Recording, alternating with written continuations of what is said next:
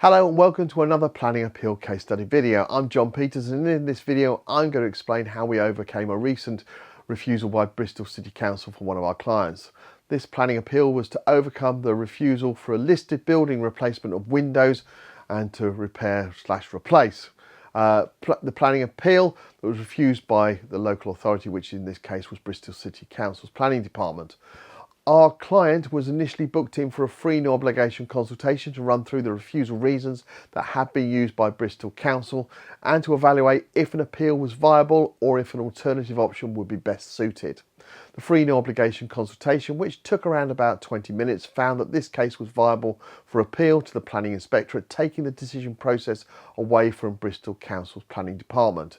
This case was refused by Bristol Council for the following reasons. The proposed development will result in an unjustified harm upon the historic character and appearance of the listed building and is not considered to conserve or enhance the building's features or historic and architectural interest.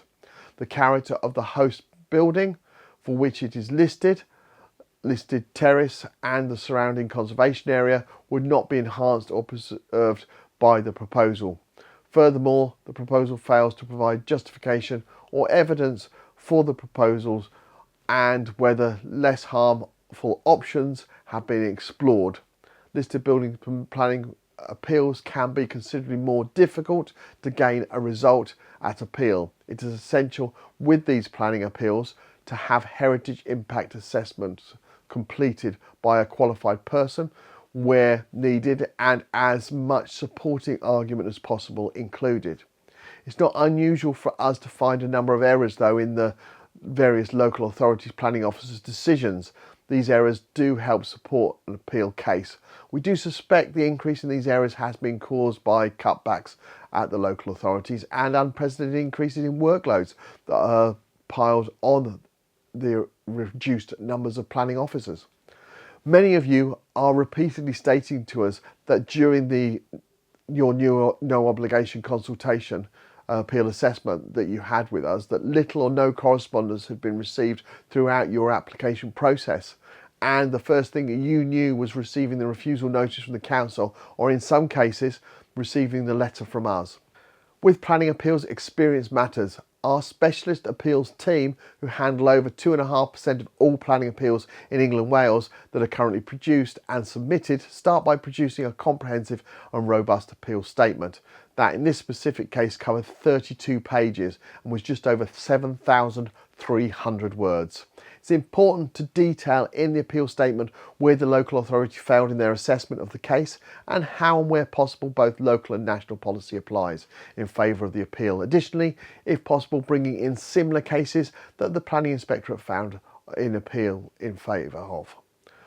Obviously, with the back catalogue we have of wins, we're able to use these cases and what the inspector said in them as additional argument to support the case we're working on. Recently, we did come across a client that stated that a competitor had said to them that they will use our wins to help them produce their appeals.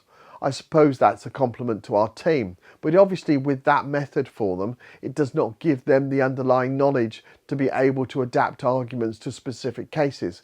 And it is important to know that no two cases are the same and the arguments need to be produced for the specific case in hand. Once an appeal statement is completed, we send the document to our client asking them to check that they are happy for us to submit the case. If we need to add any additional information that the client may have forgotten to provide previously to us, it's done at this point and then the case is submitted to the Planning Inspectorate.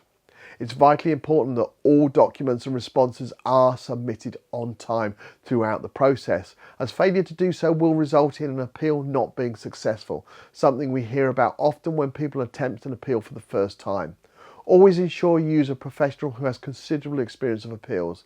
It's worth asking them for some recent successful planning appeal case studies like you'll find on our website. Due to the large number of cases we represent, we have a dedicated team that liaises with the Planning Inspectorate on a daily basis. For this appeal, an independent planning inspector from the Planning Inspectorate visited the site on the 25th of June, and we are pleased to confirm the appeal was upheld and the permission granted on the 16th of July in a 6-page appeal decision notice. If you'd like to find out if we can help you with your planning appeal, complete our online form for our website www.planningappealsuk.com, and our new case support team will arrange for a free no obligation consultation with one of our planning appeal assessment professionals. Would you like to find an appeal case study for a certain type of application or even in a selected area?